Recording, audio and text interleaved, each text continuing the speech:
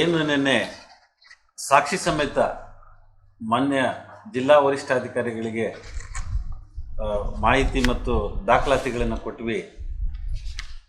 ಆ ದಾಖಲಾತಿಗಳನ್ನು ಕೊಟ್ಟ ತಕ್ಷಣ ನಮ್ಮ ಊಹೆಗೂ ಮೀರಿ ನಂಜೇಗೌಡರು ತಕ್ಷಣ SP ಅವ್ರನ್ನ ಭೇಟಿ ಮಾಡ್ತಾರೆ. ಯಾರು ಹೇಳಿದ್ರು ನಾವು ದೂರು ಕೊಟ್ವಿ ಅಂತ ನಮಗೆ ಗೊತ್ತಿಲ್ಲ.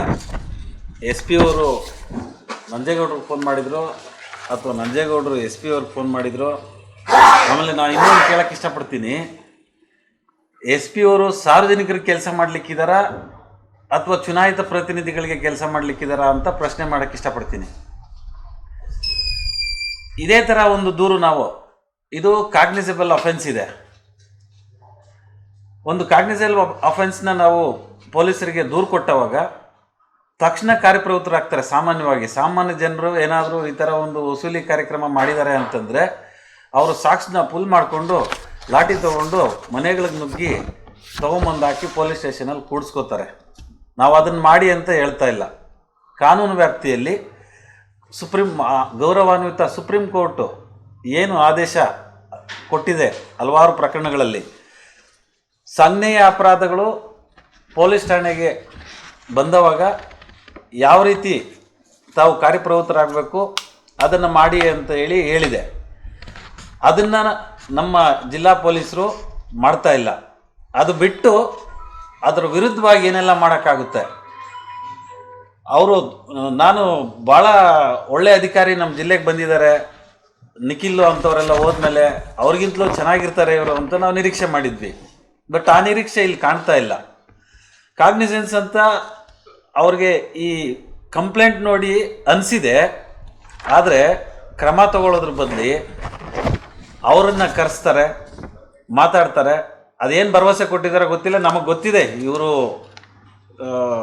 FIRನ ದಾಖಲು ಮಾಡಲ್ಲ ಅಂತ ಗೊತ್ತಿದೆ.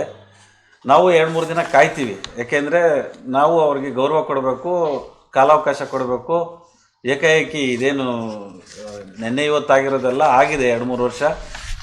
ನಾವು ಅದಕ್ಕೆ ಸೂಕ್ತವಾದಂಥ ದಾಖಲೆಗಳನ್ನು ಸಲ್ಲಿಸಿದ್ದೀರಿ. ಒಂದು FIR ಮಾಡಲಿಕ್ಕೆ ಈ ಪ್ರಕರಣದಲ್ಲಿ ಯಾವ್ಯಾವ ಸೆಕ್ಷನ್ಗಳಲ್ಲಿ FIR ಮಾಡ್ಬೋದು ಅಂತ ಹೇಳಿ ಅವ್ರಿಗೆ ಗೊತ್ತಿದೆ. ನಾವು ದಾಖಲಾತಿಗಳನ್ನು ಕೊಟ್ಟಿದ್ದೀವಿ. ಇಲ್ಲಿ ತನಕ ಸೌಜನ್ಯಕ್ಕೂ ಸಹ ಕಂಪ್ಲೇನೆಂಟ್ಗೆ ಯಾವುದೇ ಕರೆ ಬಂದಿಲ್ಲ. ಏನಾದರೂ ಹೆಚ್ಚಿನ ದಾಖಲೆಗಳು ಬೇಕು ಅಂದರೆ ನಾವು ಕೊಡೋಕ್ಕೆ ತಯಾರಿದ್ದೀವಿ ಅಂತ ಹೇಳಿದ್ದೀವಿ. ಆದರೆ ಇದುವರೆಗೂ ಯಾವುದೂ ಕರೆ ಮಾಡಿಲ್ಲ. ಅವರು ತಿಪ್ಪೆ ಸಾರಿಸೋ ಕೆಲಸ ಮಾಡಿಸ್ತಾರೆ. ಇದು ನಾನ್ ಕಾಗ್ನಿಸಬಲ್ ಅಂತ ಹೇಳುವಂಥ ಚಾನ್ಸಸ್ ಇದೆ ಅಂತ ನನ್ನ ಅನಿಸಿಕೆ. ನಾನು ಈ ಮೂಲಕ ಜಿಲ್ಲೆಯ ಜನರಿಗೆ ಮತ್ತು ಸಂಘಟನೆಗಳಿಗೆ, ಇತರೆ ರಾಜಕೀಯ ಪಕ್ಷಗಳಿಗೆ ಮನವಿ ಮಾಡ್ತಾ ಇದ್ದೀನಿ, ತಾವೆಲ್ಲ ಬಂದು ಕೇಳಿ. ದಾಖಲೆ ಇದೆ. ನಂಜೇಗೌಡರು ಹೇಳ್ತಾ ಇದ್ರು, ನಾನು ಶುದ್ಧ ಹಸ್ತ, ನಾನು ಯಾವುದೇ ಅಕ್ರಮ ಮಾಡಿಲ್ಲ, ಮಾಡಿದರೆ ಕಾನೂನು ತನ್ನ ಕೆಲಸನ ಮಾಡಲಿ ಅಂತೇಳಿ ಹೇಳಿಕೆಗಳನ್ನು ಕೊಟ್ಟಿರೋದನ್ನು ತಾವೆಲ್ಲ ಗಮನಿಸಿದ್ದೀರಿ. 2 OMR ಶೀಟು ನಿಮ್ಮ ಅಣತಿಯಂತೆ, ನಿರ್ದೇಶನದಂತೆ 2 OMR ಶೀಟನ್ನು ತಯಾರು ಮಾಡಿದ್ದೀರಿ. ಕಾನೂನಲ್ಲಿ ಇದಕ್ಕೆ ಅವಕಾಶ ಇಲ್ಲ. ಇದಕ್ಕೆ ಉತ್ತರ ಕೊಡಿ ಅಂತ ನಾವು ಭಾಳ ದಿನದಿಂದ ಕೇಳ್ತಾ ಇದ್ದೀವಿ. ಅವರು ಉತ್ತರಿಸಿಲ್ಲ, ಬರೀ ಆರ್ಕೆ ಉತ್ತರ ಕೊಡ್ತಾರೆ, ನಾವು ಮಾಡಿಲ್ಲ ಅಂತ. ಆಮೇಲೆ ಈಗ 1 ವಾರದಿಂದ ನಾನು ಡೈರಿ ಹಗರಣಗಳ ಬಗ್ಗೆ ಮಾತಾಡಲ್ಲ ಅಂತ ಹೇಳಿಕೆ ಕೊಟ್ಟು ಅವರ ಸಹೋದ್ಯೋಗಿಗಳು ಅಂದರೆ ಕಾಡೇನಹಳ್ಳಿ ನಾಗರಾಜ್ ಅವರು, KK ಮಂಜು ಅವ್ರ ಕೈಲಿ ಮಾತಾಡಿಸ್ತಾ ಇದ್ದಾರೆ. ಪಾಪ KK ಮಂಜು ಅವರು ಅಮಾಯಕರು, ಅವ್ರಿಗೆ ಏನೂ ಗೊತ್ತಿಲ್ಲ, ಹೊಸದಾಗಿ ಆಯ್ಕೆ ಆಗಿದ್ದಾರೆ. ಮೊನ್ನೆ ಕಾಡೇನಹಳ್ಳಿ ನಾಗರಾಜ್ರವರು ಅವ್ರಿಗೆ ನಾನು ಮೊನ್ನೆನೂ ಹೇಳಿದ್ದೀನಿ, ಅಭಿನಂದಿಸ್ತೀನಿ ಅಂತ. ಸತ್ಯನ ಒಪ್ಕೊಂಡಿದ್ದಾರೆ ತಮ್ಮಗಳ ಮುಂದೆನೇ, ತಾವೇ ಸಾಕ್ಷಿ. ಹೌದು, ನಾವು ಅಂಕಗಳನ್ನು ಕೊಟ್ಟಿದ್ದೀವಿ. ಯಾವ ರೀತಿ ಕೊಟ್ಟಿದ್ದೀವಿ ಅಂದರೆ, ಗೌರವಾನ್ವಿತ KPSC ಸಂಸ್ಥೆ ಮತ್ತು ಸರ್ಕಾರಿ ಸಂಸ್ಥೆಗಳನ್ನು ಉದಾಹರಿಸ್ತಾರೆ. ಅವರು ಉದಾಹರಣೆ ತಗೋತಾರೆ. ಅಲ್ಲಿ ಹೀಗೆ ಅಲ್ವಾ ಮಾಡೋದು, ನಂದೇನು ತಪ್ಪಿದೆ? 1-2 ನಿರ್ದೇಶಕರಿಗೆ, 1-2 ಅಭ್ಯರ್ಥಿಗಳಿಗೆ ಅಂಕ ಹಾಕೋಕ್ಕೆ ನಮಗೆ ಅವಕಾಶ ಕೊಟ್ಟಿದ್ದಾರೆ. KPSC ಅವ್ರು ಮಾಡ್ದಂಗೆ ನಾನು ಮಾಡ್ತೀನಿ ಅಂತ ಹೇಳಿ ಅಟ್ಲೀಸ್ಟ್ ಕನಿಷ್ಠ ಪಕ್ಷ ಸತ್ಯನ ಒಪ್ಕೊಂಡಿದ್ದಾರೆ. ಅವ್ರಿಗೆ ಅಭಿನಂದನೆಗಳು. ಅದಲ್ಲದೆ ಇನ್ನೂ ಕೆಲವಾರು ಪ್ರಕರಣಗಳು ಒಪ್ಕೊಂಡಿದ್ದಾರೆ. ಡೈರಿಯಲ್ಲಿ ಏನಾಗ್ತಾ ಇದೆ ಅಂತೇಳಿ ನೇರವಾಗಿ ತಮ್ಮ ಮುಂದೆ ಹೇಳಿದ್ದಾರೆ. 39,000 ಶಾರ್ಪ್ ಕಟರ್ಸ್ಗೆ ನಮಗೆ ಟೆಂಡರ್ ಬಂದಿತ್ತು. ಹಾಸನದಲ್ಲಿ ಅದೇ ಶಾರ್ಪ್ ಕಟ್ಟರು 27,000 ರೂಪಾಯಿಗೆ ಟೆಂಡರ್ ಆಗಿದೆ. ಇಲ್ಲಿ 39,000 ಅಂದ ತಕ್ಷಣ ನಾವು ಬೇಡ ಅಂದ್ರಿ ಅಂತ. ಅಂದರೆ ಅವ್ರಿಗೆ ಚೆನ್ನಾಗಿ ಗೊತ್ತಿದೆ ಪಾಪ, ಅವ್ರಿಗೆ ಬಾಯಿನ ಕೈನ ಕಟ್ಟಾಕಿದ್ದಾರೆ. ಆದರೂ ಧೈರ್ಯವಾಗಿ ಬಂದು ತಮ್ಮ ಮುಂದೆ ಹೇಳಿ, ಇದೊಂದು ಮಾಪಿ ಸಾಕ್ಷಿ. ಅವರು ಈ ಪ್ರಕರಣದಲ್ಲಿ, ನೇಮಕಾತಿ ಪ್ರಕರಣದಲ್ಲಿ ಅಪ್ರೂವರ್ ಅಂತ ಹೇಳಕ್ಕೆ ಇಷ್ಟಪಡ್ತೀನಿ. ಸತ್ಯನ ಒಪ್ಕೊಂಡಿದ್ದಾರೆ. ನಾವು ಅಂಕಗಳನ್ನು ದುಡ್ಡು ತಗೊಂಡು ಕೊಟ್ಟಿದ್ದೀವಿ ಅಂತ ಹೇಳಿ ಒಪ್ಕೊಂಡಿದ್ದಾರೆ. ಆಮೇಲೆ ಅವ್ರ ಹೆಸರು ಸಹ ಇದೆ. ಅವ್ರು ಹೇಳ್ತಾ ಇದ್ರು ಶಿಕ್ಷೆ ಆಗಲಿ ತನಿಖೆ ಆಗಲಿ ಅಲಿಗೇಷನ್ ಅಷ್ಟೇನೆ ಅಂತ. ಸರ್, ಲೋಕಾಯುಕ್ತ ಸಂಸ್ಥೆಯವರು ಗೀತಾ ಅನ್ನೋ ಒಂದು ನೌಕರರ ಮೇಲೆ 17A ಭ್ರಷ್ಟಾಚಾರ ನಿಗ್ರಹ ಕಾಯ್ದೆ ಅಡಿಯಲ್ಲಿ ಪರ್ಮಿಷನ್ ಕೇಳಿದ್ದಾರೆ ಗೋಪಾಲ್ ಮೂರ್ತಿ ಅವರಿಗೆ, ಕೋಮುಲ್ ಗೋಪಾಲ್ ಮೂರ್ತಿ MDಗೆ. MDನೂ ಕೇಳಿದ್ದಾರೆ, ಅದು ಬೇರೆ, ಅದು KMFL ಕೇಳಿದ್ದಾರೆ ಕೋಲಾರಲ್ಲಿ. ಇವರು ಕಾಡಿನಹಳ್ಳಿ ಅವರು ಹೇಳ್ತಾ ಇದ್ರು ನಾವು ತನಿಖೆಗೆ ಸಿದ್ಧ. ನಂಜೇಗೌಡರು ಹೇಳ್ತಾ ಇದ್ರು ಸ್ವಾಗತ ಬಯಸ್ತೀನಿ, ಯಾವುದೇ ಸಂಸ್ಥೆ ಬರಲಿ, ನಾವು ವಾಷಿಂಗ್ ಮೆಷಿನಿಂದ ಆಚೆಗೆ ಬರ್ತೀವಿ, ತನಿಖೆ ಆಗಲಿ, ಕಂಪ್ಲೇಂಟ್ಗಳು ಕೊಡಲಿ, ಸಂತೋಷ ಅಂತ ಹೇಳ್ತಾ ಇದ್ರು. ಆ ಸಂತೋಷ, ಇದೇ ಸಂತೋಷನ ಪೇಪರಲ್ಲೂ ತೋರಿಸ್ಬೇಕಲ್ವ ಸಾಹೇಬ್ರೆ? ಪೇಪರಲ್ಲಿ ಏನು ಹೇಳ್ತಾರೆ, ನಾವು ಯಾವುದೇ ಕಾರಣಕ್ಕೂ ಗೀತಾ ಅವರನ್ನು ಲೋಕಾಯುಕ್ತ ಸಂಸ್ಥೆಯವರು ತನಿಖೆ ಮಾಡೋಕ್ಕೆ ಅವಕಾಶ ಕೊಡಲ್ಲ ಅಂತ ಹೇಳಿ ಮೀಟಿಂಗಲ್ಲಿ, ಅಂದರೆ ಇದು ಆಡಳಿತ ಮಂಡಳಿಯಲ್ಲಿ ತೀರ್ಮಾನ ಮಾಡ್ತಾರೆ, ರೆಸೊಲ್ಯೂಷನ್ ಪಾಸ್ ಮಾಡ್ತಾರೆ. ನಿಮ್ಮ ಸ್ವಾಗತ ನಂಜೇಗೌಡ್ರೆ? ನಿಮ್ಮ ಒಂದು ಕೈ ಕೆಳಗಡೆ ಕೆಲಸ ಮಾಡ್ತಾ ಇರೋಂಥ ಅಧಿಕಾರಿ ನೀವೇನಾದರೂ ಲೋಕಾಯುಕ್ತರ ವಶಕ್ಕೆ ಕೊಟ್ಟರೆ ಅವ್ರು ನಿಮ್ಮ ಹೆಸರು ಹೇಳ್ತಾರೆ ಅನ್ನೋ ಒಂದು ಭಯದಿಂದ ಅವರನ್ನು ನಿಮ್ಮ ಅಧಿಕಾರ ಬಳಸಿ ಪ್ರೊಟೆಕ್ಟ್ ಮಾಡ್ತೀರಿ. ಎಷ್ಟು ದಿನ ಪ್ರೊಟೆಕ್ಟ್ ಮಾಡ್ತೀರಿ ಸ್ವಾಮಿ? ಈ ದೇಶದಲ್ಲಿ ಕಾನೂನು, ಕೋರ್ಟು ಅನ್ನೋದು ಇದೆ, ಬದುಕಿದೆ ಇನ್ನೂ. ತಾವೆಲ್ಲ ಸುಮಾರು ಪ್ರಕರಣಗಳಲ್ಲಿ ನೋಡಿರ್ತೀರಿ. ತಡ ಆಗ್ಬೋದಷ್ಟೇ, ಶಿಕ್ಷೆ ಆಗೋದು ತಪ್ಪಿಸ್ಕೊಳ್ಳೋಕ್ಕಾಗಲ್ಲ. ಈ ಶಿಕ್ಷೆಯಿಂದ ಅವ್ರು ಆಚೆಗೆ ಬರೋಕ್ಕೆ ಸಾಧ್ಯ ಇಲ್ಲ. ಯಾಕೆ ಅಂದರೆ ಅವರು ನೇರ ಎಲ್ಲ ಅಕ್ರಮಗಳಲ್ಲಿ ಪಾಲ್ಗೊಂಡಿದ್ದಾರೆ. ಈ ನೇಮಕಾತಿಯಲ್ಲಿ ವೆರಿ ಕ್ಲಿಯರಾಗಿ ಅಪ್ರೂವ್ ಆಗಿದ್ದಾರೆ. ಗೋಪಾಲ್ ಮೂರ್ತಿಯವರು ಮತ್ತು ನಾಗೇಶ್ ಅವರು ಹೇಳಿಕೆಗಳನ್ನು ಕೊಟ್ಟಿದ್ದಾರೆ. ಆಮೇಲೆ ಮಂಗಳೂರು ವಿಶ್ವವಿದ್ಯಾಲಯದ ರಾಜು ಕೃಷ್ಣ ಮತ್ತು ಇತರರು, ನಾವು ನಂಜೇಗೌಡರು ಹೇಳಿದ್ದಕ್ಕೆ ಈ ಕೆಲಸನ ಮಾಡಿದ್ದೀವಿ, OMR ಶೀಟ್ಗಳನ್ನು ಅದ್ಲಿ ಬದಲಿ ಮಾಡಿದ್ದೀರಿ, ಸೃಷ್ಟಿ ಮಾಡಿದ್ದೀರಿ, ಸಹಿಗಳಾಕಿದ್ದೀರಿ, ಫೋರ್ಜರಿ ಮಾಡಿದ್ದೀರಿ, ಆ ದುಡ್ಡೆಲ್ಲ ಕಲೆಕ್ಟ್ ಮಾಡಿ ನಾವು ನಂಜೇಗೌಡರು ಕೊಟ್ಟಿದ್ದೀವಿ ಅಂತ ಹೇಳಿ ಸಾಕ್ಷಿ ಸಹ ಇದೆ. ಅದನ್ನು ರಿಪೋರ್ಟ್ ಮಾಡಿದ್ದಾರೆ. ಗೋಪಾಲ್ ಪಾಪ ಅವ್ರದ್ದು ರಿಪೋರ್ಟಿಂಗ್ ಅಥಾರಿಟಿ ಅಧ್ಯಕ್ಷರಿಗೆ ರಿಪೋರ್ಟ್ ಮಾಡಬೇಕು, ರಿಪೋರ್ಟ್ ಮಾಡಿದ್ದಾರೆ. ನಾನು ಇಂತಿದ್ದವ್ರ ಹತ್ರ ಇಷ್ಟು ದುಡ್ಡು ತೊಗೊಂಡೆ, ಇದನ್ನು ಇಂಥ ಕಡೆ ನಿಮಗೆ ತಲುಪಿಸಿದ್ದೀನಿ ಅಂತ ಹೇಳಿ ರಿಪೋರ್ಟ್ ಮಾಡಿ ಹೇಳಿಕೆಯನ್ನು ಸಹ ದಾಖಲು ಮಾಡಿದ್ದಾರೆ. ನಾನು 9 ಕೋಟಿನ ಮ್ಯಾನೇಜ್ಮೆಂಟ್ಗೆ ತಲುಪಿಸಿದ್ದೀನಿ ಅಂತೇಳಿ ಒಪ್ಕೊಂಡಿದ್ದಾರೆ. ಯಾರ್ಯಾರು ಶೇರ್ ಎಷ್ಟೆಷ್ಟಿದೆ ಅಂತ ನಂಜೇಗೌಡರು ಹೇಳಬೇಕು. ಅವರೇ ಏನು ಹೇಳೋದು, ನಾವು ಯಾವುದು ಮಾಡಿಲ್ಲ ಅಂತ. ಯಾವುದು ಮಾಡಿಲ್ಲ ಅಂತಂದರೆ 375 ಜನನ 1:5 ಮೌಖಿಕ ಸಂದರ್ಶನಕ್ಕೆ ಕರಿಬೇಕಾಗಿತ್ತು. 320ಕ್ಕೆ ಯಾಕೆ ನಿಲ್ಲಿಸಿದ್ರಿ ಅಂತ ಪ್ರಶ್ನೆ ಮಾಡ್ತಾ ಇದ್ದೀನಿ. ಆಮೇಲೆ ಡೂಪ್ಲಿಕೇಟ್ OMR ಶೀಟ್ ಎಲ್ಲಿಂದ ಬಂತು? ಆ ಡೂಪ್ಲಿಕೇಟ್ OMR ಶೀಟನ್ನು ತಯಾರು ಮಾಡಿದವರು ಯಾರು? NPS ಸೊಲ್ಯೂಷನ್ಸು ಮತ್ತು ಮೆಹ್ರಾ ಕಂಪ್ಯೂಟರ್ ಸೊಲ್ಯೂಷನ್ಸು ನೀವು ಹೇಳ್ದಂಗೆ ತಯಾರು ಮಾಡಿಕೊಟ್ಟಿದ್ದಾರೆ. ಅದಕ್ಕೆ ನೀವು ಅಪ್ರೂವ್ ಮಾಡಿದ್ದೀರಿ. ಇದಕ್ಕಿಂತಲೂ ಅಂಗೈ ಉಣ್ಣಿಗೆ ಸಾಕ್ಷಿ ಏನಾದರೂ ಬೇಕಾ ಪೊಲೀಸರಿಗೆ?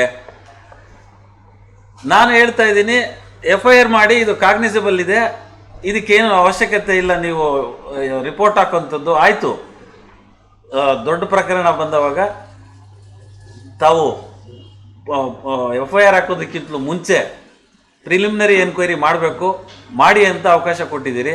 ಅದಕ್ಕೇನು ದಿನಗಳೇನು ಬೇಕಾಗಿಲ್ಲ, ಅಂಗೈಯಲ್ಲೇ ಇದೆ. ಡೂಪ್ಲಿಕೇಟು ಒಂದು ಒರಿಜಿನಲ್ ಇದೆ, ಒಂದು ಡೂಪ್ಲಿಕೇಟ್ ಇದೆ. ತನಿಖೆ ಮಾಡಿ, ಒಂದು ವೇಳೆ ಅಸತ್ಯ ಅಂತಂದರೆ ಬಿ ರಿಪೋರ್ಟ್ ಹಾಕಿ.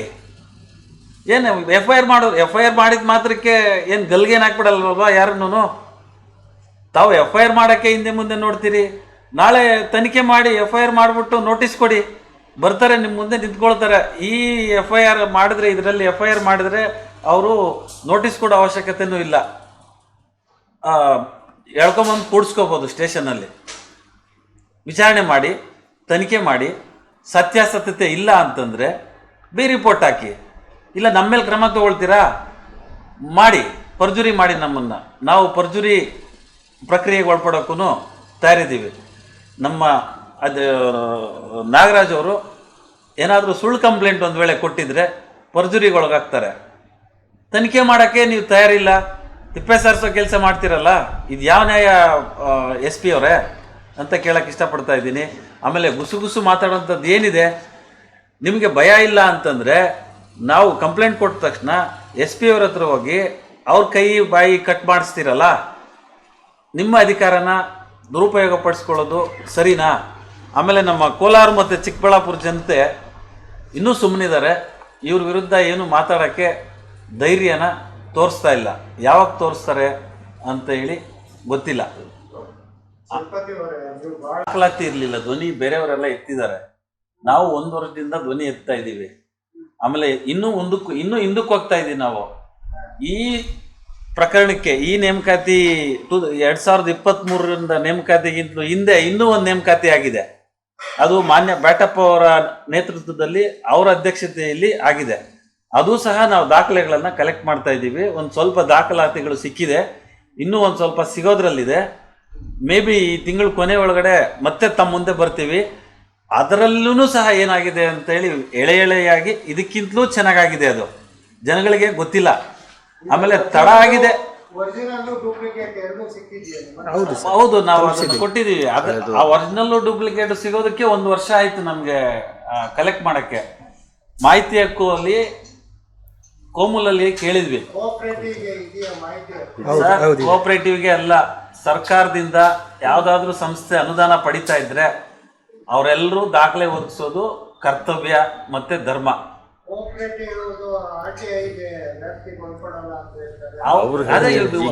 ಉತ್ತರ ಹೇಳೋದಷ್ಟೇ ಸರ್. ಜಸ್ಟಿಸ್ ನಾಗಮೋಹನ್ ದಾಸ್ ಅವರು ರೀಸೆಂಟ್ ಆಗಿ 2025ರಲ್ಲಿ ನಾಗಮೋಹನ್ ದಾಸ್ ಅಲ್ಲ, ನಾಗಪ್ರಸನ್ನ ಸಾಹೇಬ್ರು ಆರ್ಡರ್ ಮಾಡಿದ್ದಾರೆ. ಯಾವುದೇ ಸಂಸ್ಥೆ, ಇದು ಯಾವುದೇ ಅಂದ್ರೆ ಕೋಆಪರೇಟಿವ್ ಬರುತ್ತೆ, XYZ ಬರುತ್ತೆ. ನಿನ್ನೆ ಕಾಡೇನಹಳ್ಳಿ ನಾಗರಾಜ್ ಅವರು ಹೇಳಿದ್ದಾರೆ ತಗೊಂಡಿಲ್ಲ ಮಾಹಿತಿ ಅಂತ, ಬಟ್ ಅವ್ರು ಕೊಡ್ತಿಲ್ಲ. ನಾವು ಕೇಳಿದೀವಿ, ಕೊಡಿ ಸ್ವಾಮಿ ಮಾಹಿತಿ ಕೊಡಿ ಅಂತ ಹೇಳಿ ಅದಕ್ಕೆ ಪತ್ರ ಬರೆದಿದ್ದಾರೆ ನಮ್ಗೆ. ನಾವು RTI ವ್ಯಾಪ್ತಿಯಿಂದ ಹೊರಗಿದ್ದೀವಿ ಅಂತ. ಬೇಡ ಸರ್, ಅವ್ರು RTI ಇಲ್ಲ.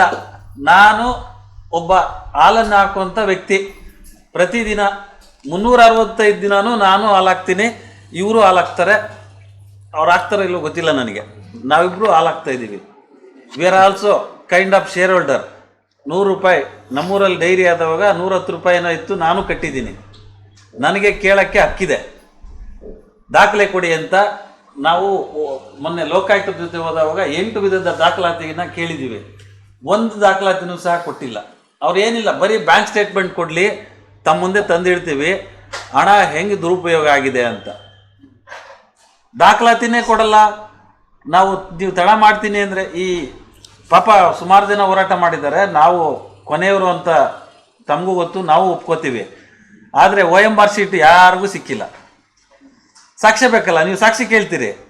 ನಮ್ಮ ಸಮಾಜದಲ್ಲಿ ಎನ್ಕ್ವೈರಿ ನಡೀಬೇಕು ಫಸ್ಟ್ ಟೈಮ್. ಬಾಯಲ್ಲಿ ಹೇಳಿದ್ರೆ ಯಾರು ನಂಬಲ್ಲ. ಆ ಸಾಕ್ಷಿಗೋಸ್ಕರ ನಾವು 1 ವರ್ಷ ಕಾದಿದ್ದೀವಿ, ತುಂಬ ಕಷ್ಟಪಟ್ಟು. ಯಾಕೆಂದರೆ ನಾವು RTIಯಲ್ಲಿ ಏನು ಹೇಳುತ್ತೆ ಅಂದರೆ, ಯಾವುದಾದ್ರೂ ವಿಚಾರಣೆಯಲ್ಲಿ ಇರುವಂಥ ಸಂದರ್ಭದಲ್ಲಿ ಅದ್ರ ಸಂಬಂಧಪಟ್ಟ ದಾಖಲಾತಿಗಳನ್ನು ಕೊಡಕ್ಕೆ ಬರಲ್ಲ ಅಂತ ಹೇಳಿದ್ದಾರೆ. ಆದರೆ ಇತ್ತೀಚೆಗೆ ಹೈಕೋರ್ಟಲ್ಲಿ ಒಂದು ಆದೇಶ ಆಗಿದೆ. ಭ್ರಷ್ಟಾಚಾರಕ್ಕೆ ಸಂಬಂಧಪಟ್ಟ ಯಾವುದೇ ಪ್ರಕರಣ ನಡೀತಾ ಇದ್ದರೆ, ವಿಚಾರಣೆ ನಡೀತಾ ಇದ್ದರೆ ಅದರಲ್ಲಿ ದಾಖಲಾತಿಗಳನ್ನು ಕೊಡೋಕ್ಕೆ ಅವಕಾಶ ಇದೆ ಅಂತ ಹೇಳಿದರು. ಆ ಆದೇಶ ತಗೊಂಡೋಗಿ ನಾವು ಕೋಲಾರ ಲೋಕಾಯುಕ್ತರಿಗೆ ಕೊಟ್ಟು, ಕೋಲಾರ ಲೋಕಾಯುಕ್ತ ಆಫೀಸಿಂದ ತಗೊಂಡಿರೋಂಥ ದಾಖಲೆ ಇದು, ಅಧಿಕೃತ ದಾಖಲೆ. ಅಲ್ಲಿ ತನಕ ಅವರು ಕೊಟ್ಟಿರಲಿಲ್ಲ. ಕೋರ್ಟ್ ಆದೇಶ ಮಾಡಿದೆ ಅನ್ನೋ ಒಂದೇ ಒಂದು ಕಾರಣಕ್ಕೆ ದಾಖಲೆ ಕೊಟ್ಟಿದ್ದಾರೆ. ಆ ದಾಖಲೆ ಕೊಟ್ಟಿದ್ದಕ್ಕೇ ಇವತ್ತು ಇದಕ್ಕೆ ಒಂದು ಶಕ್ತಿ ಬಂದಿದೆ ಅಂತ ಹೇಳಕ್ಕೆ ಇಷ್ಟಪಡ್ತೀನಿ. ಕಾಗ್ನಿಸೆನ್ಸ್ ಇದೆ. ಇಷ್ಟು ದಿನ ಗಾಳಿಯಲ್ಲಿ ಗುಂಡೊಡಿತಾ ಇದ್ದೀವಿ ನಾವು. ಹೌದು, ನೀವು ಎಷ್ಟು ತೊಗೊಂಡಿದ್ದೀರಿ, ಏನು ಮಾಡಿದ್ದೀರಿ ಅಂತ ನಮಗೆ ಗೊತ್ತಿರಲಿಲ್ಲ, ಸುಮ್ಮನೆ ಗಾಳಿಯಲ್ಲಿ. ಈಗ ದಾಖಲೆ ಕೊಟ್ಟಿದ್ದಾರೆ. ದಾಖಲೆ ಇಟ್ಕೊಂಡು ನಾವು ಮಾತಾಡ್ತಾ ಇದ್ದೀವಿ. ನಂಜೇಗೌಡರು ಇದಕ್ಕೆ ಏನೂ ಉತ್ತರ ಕೊಡಲ್ಲ. ಸೈಲೆಂಟಾಗಿರ್ತಾರೆ, ಇಲ್ಲ ನಾನೇನು ಮಾಡಿಲ್ಲ ಅಂತ. ಆಪಾದನೆ ಇರೋದೇ ನಂಜೇಗೌಡರ ಮೇಲೆ.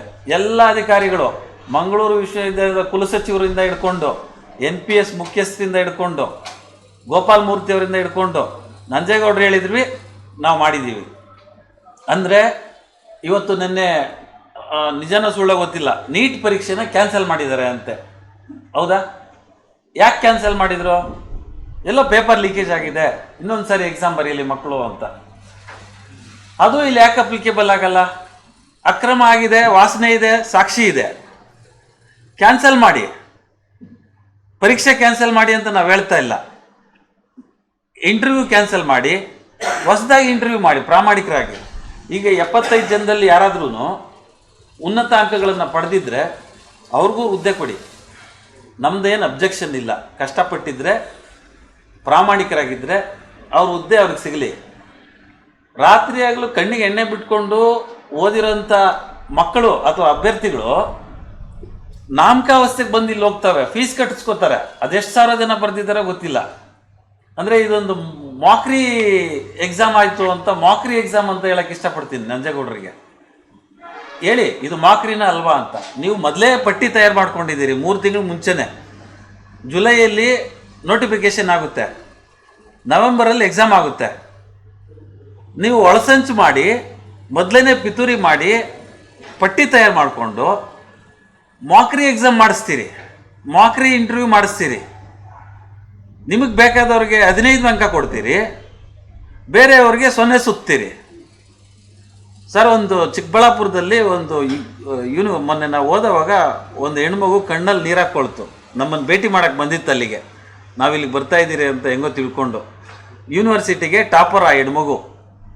ಅವ್ರ ಪೇರೆಂಟು ಅದೇ ಡೈರಿಯಲ್ಲಿ ಕಾಂಟ್ರಾಕ್ಟ್ ಎಂಪ್ಲಾಯಿಯಾಗಿ ಕೆಲಸ ಮಾಡ್ತಾ ಇದ್ದಾರೆ.